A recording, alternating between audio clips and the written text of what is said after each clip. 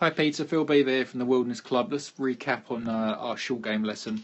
So your setup, for me, a lot of your swings, your feet were way too open, I think, and that causes some issues. If your feet are aiming so far to the left, for me, the likelihood is the club is going to work left and across it, okay? Which is why we was getting a few shots sort of pinging off in this direction. But it wasn't a shank, it was just coming out the toe of the club where the club was working a little bit too left, too quick.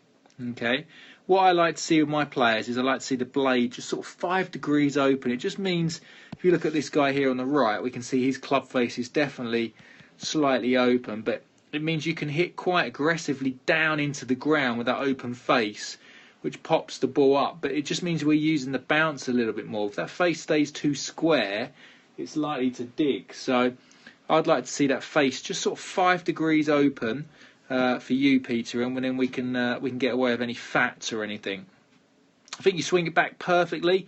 Club comes back on a great line, covers the hands. Club face is good. Shaft plane's great. Then we start down, really, really good. This is one of your good ones after we did a bit of work.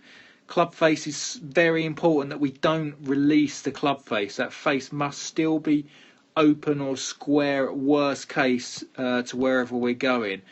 Some of your earlier ones down here, we got some divots, and that's purely where the face was closing at impact, and that was the feeling where that club was, where that club was closing at impact. That's the reason why the club is digging into the turf.